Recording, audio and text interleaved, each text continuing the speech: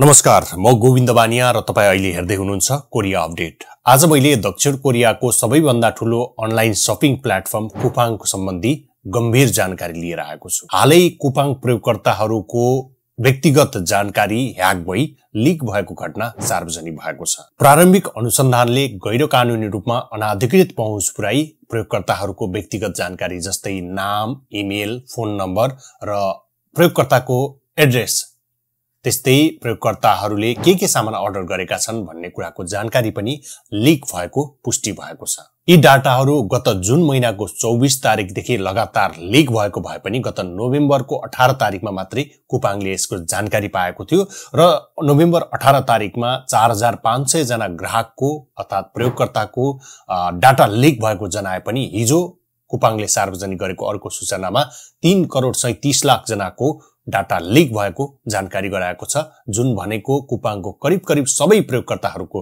Data leak भएको छ। यद्यपि राहतको कुरा के भने प्रयोगकर्ताहरूको आइडी र पासवर्ड, त्यसैगरी भुक्तानीको विवरण जस्तै बैंक र कार्डको विवरण यो भने लिक नभएको जनाएको छ। यसले गर्दा केही राहत त पक्कै मिलेको छ।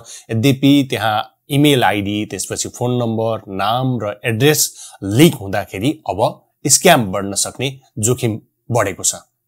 अब तपाईहरुको मोबाइलमा अथवा इमेलमा चाहिँ विभिन्न लिंकहरु सहितका इमेलहरु आउन सक्छन्, लिंकहरु सहितको एसएमएस आउन सक्छ। कृपया त्यस्तो एसएमएसमा, त्यस्तो लिंकमा क्लिक नगर्नु होला, जसले गर्दा तपाईको थप जानकारी लिक हुने सम्भावना हुन्छ र तपाईलाई स्क्याममा पार्न सक्ने सम्भावना हुन्छ। यसतर्फ सचेत रहनु होला। कुपाङको पासवर्ड कृपया परिवर्तन गर्नु होला तपाईहरुले र कुपाङको सपोर्ट लिनका निम्ति पनि कुपाङले तपाईलाई इमेल पठाएको होला अथवा एसएमएसमा पठाएको होला। यो घटनाको जानकारी सहित लामो एसएमएस पनि पठाएको छ, पाइरहनु भएको होला। पाउनु भएको छैन भने पनि कुपाङको सपोर्टमा तपाईले कुनै पनि समस्या भयो भने कुपाङ एपकै सपोर्टमा गएर तपाईले गर्नु होला। अन्य बाहिरका लिंकहरुमा क्लिक गरेर सपोर्ट लिने काम नगर्नु होला, त्यो गर्दा उल्टै हामी फसिन पनि सक्छ। कुपाङले सबै प्रयोगकर्ताहरूलाई माफी माग्दै यसको अनुसन्धान भइरहेको जनाएको छ। विस्तृत विवरण पक्कै पनि केही समयपछि आउने रहेछ। पछिल्लो समय दक्षिण कोरियाका ठूला कम्पनीहरुमा ह्याकरहरूले निशाना साधिरहेका छन्। यसले गर्दा थुप्रै प्रयोगकर्ताहरूको डाटा लिक हुने सम्भावना, जोखिम बढिरहेको छ। यसतर्फ हामी सबै सचेत र सजग रहन जरुरी छ। महत्त्वपूर्ण कुरा चाहिँ तपाईको इमेल, फोन नम्बर वा तपाईलाई कुनै पनि एसएमएसबाट आउने अथवा इमेलमा आउने, फोनमा आउने ती झुट्टा कलहरु जुन चाहिँ तपाईलाई स्क्याम गर्नका निम्ति प्रयोग गरिएका हुन्छन्, त्यस्तामा नफस्नु होला। कृपया लिंक क्लिक नगर्नु होला। तपाईलाई डेलिभरीको लागि भनेर कुनै लिंक आउन सक्छ अथवा कुन नम्बरबाट आइरहेको छ त्यो नम्बरहरुको बारेमा पनि एकचोटी गुगल गरेर तपाईले हेर्नु भयो भने कुनै नम्बरबाट एसएमएस आयो भने त्यो नम्बरबाट आएको एसएमएस सही हो कि हैन भन्ने कुरा हेर्नु होला। त्यो लिंक सही हो कि हैन भन्ने कुरा हेरेर मात्र क्लिक गर्नु होला। कृपया तपाईहरु दक्षिण कोरियामा रहँदा सजग र सचेत रहनु होला। तपाईको फोन नम्बर, इमेल, नाम जस्ता कुरा बाहिर लिक भइरहेको हुँदाखेरि यसबाट दुरुपयोग हुन सक्छ। तपाईहरु सचेत र सजग रहनु होला।